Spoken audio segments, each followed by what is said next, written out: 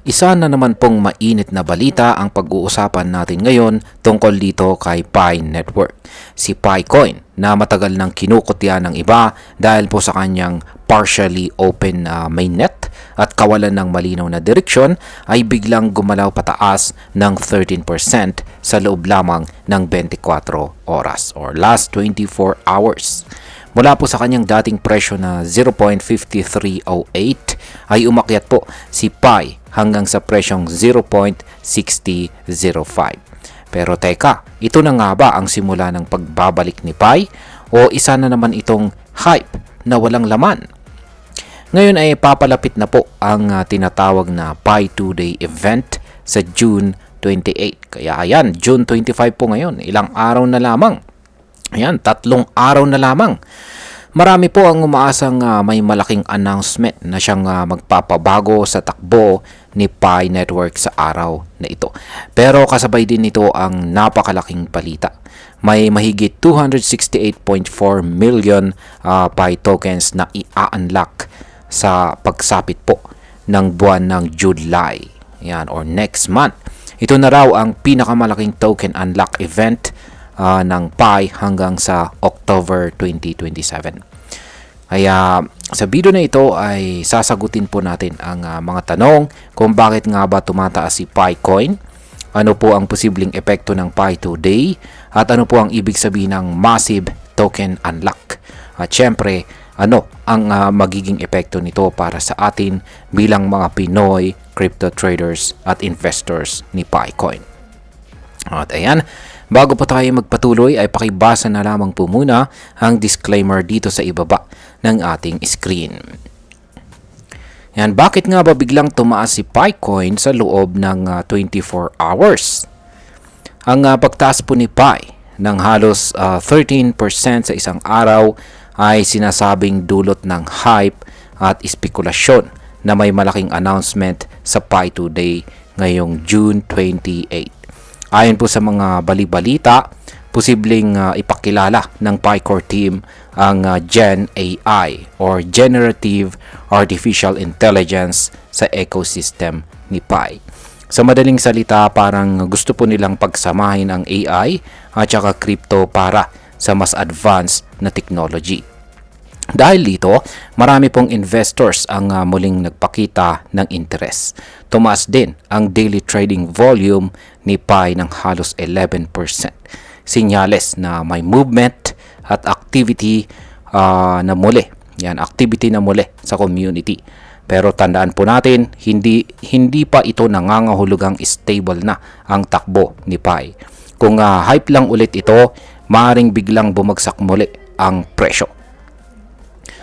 Ngayon ay pag-usapan naman po natin ang tungkol sa token unlock dito sa paparating na buwan ng July. Ang token unlock ay kapag pinapalabas ng project ang malaking bilang or amount ng kanilang coin mula sa lockup period. Sa kaso po ni Pi ay may 268.4 million na Pi tokens ang ilalabas ngayong July. Ito po ang pinakamalaki sa kasaysayan ng Pi Network hanggang October 2027. Sa mga bago sa crypto, ang ganitong token unlock ay kadalasang nagdudulot po ng panic sa market kasi maraming holders ang posibleng magbenta ng kanilang token ng sabay-sabay. Kapag nangyari po ito, babagsak ang presyo dahil po sa bigla ang pagdami ng supply. At tandaan po natin, bumagsak na si Pi ng 70% mula po sa kanyang peak price na $1.67 noong buwan ng May. At ang mas malala pa ay 82% na ang kanyang ibinagsak mula po sa kanyang all-time high na $2.98 na kanyang nakamit noong February. Ibig pong sabihin, kahit umangat man siya ngayon, hindi ito sapat para sabihing naka-recover na siya. Isa po itong relief rally lamang o pansamantalang pag-angat dahil po sa hype. Ngayon ay may tiwala pa ba ang mga investors kay Pi Network? Sa totoo lang ay marami pa ring hindi kampante.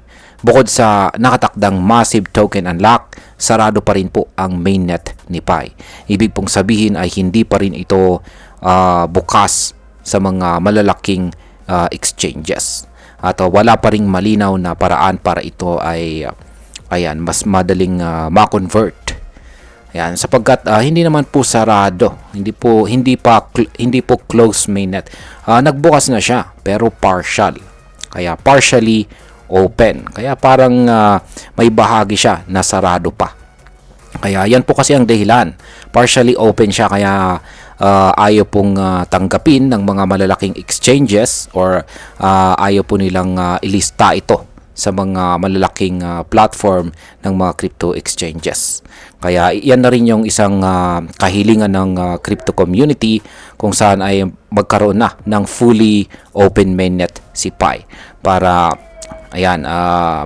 magkaroon na po siya ng listing sa mga malalaking exchanges. At yan na nga yung fully open mainnet ni Pi Network ay isa po sa inaasahan ngayong nalalapit na Pi Today na meron pong mailalabas na announcement tungkol dyan.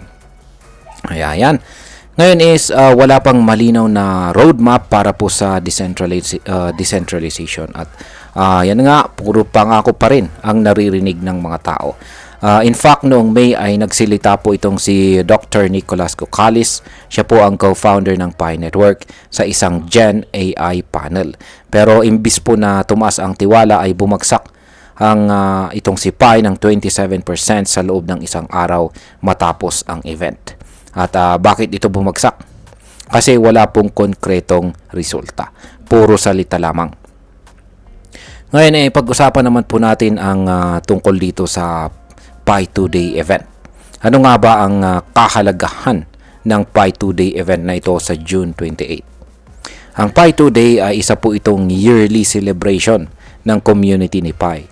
Pero ngayong taon ay maraming umaasang magaganap dito ang malaking announcement na siyang magpapatunay na may tunay na silbi si PiCoin.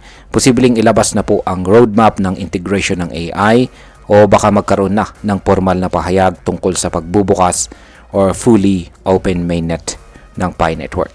Pero kung wala pa rin pong malinaw na development at puro pa rin hype ang maririnig ng mga tao, asahin natin na maaring babagsak po ulit si Pi pagkatapos ng event.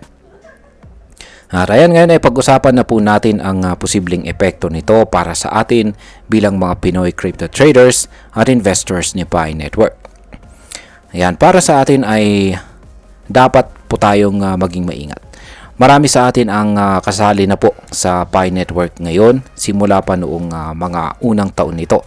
At gumamit po tayo ng app nito araw-araw at naghintay din ng matagal-tagal. Pero ang totoo hanggang ngayon ay wala pa rin tayong malinaw na paraan para mas madali po nating magamit ang ating Pi. Ayan, kung susugal po tayo sa hype ni Pi ngayon ay alalahanin natin na mataas po ang risk. O maaaring tumaas pa siya kung may malaking announcement po sa June 28 pero pwedeng mas malaki po ang ibagsak niya sa July kapag nailabas na ang 268.4 million na tokens. Tandaan po natin kapag dumami ang coin sa market at sabay-sabay na nagbenta ang mga holders, tiyak po ang pagbagsak ng presyo.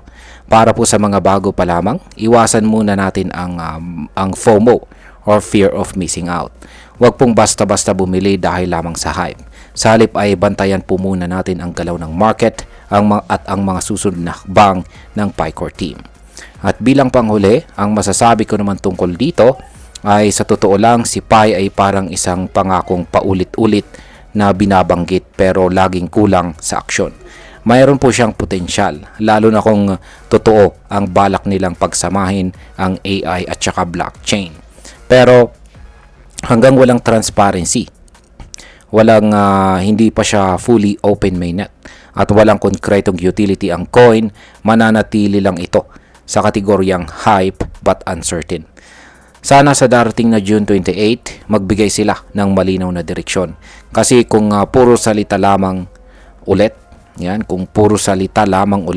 baka ito na ang huling pagkakataon ni Pi para manumbalik ang tiwala ng community. Ren, hanggang dito na lamang po tayo sa video na ito mga ka-crypto.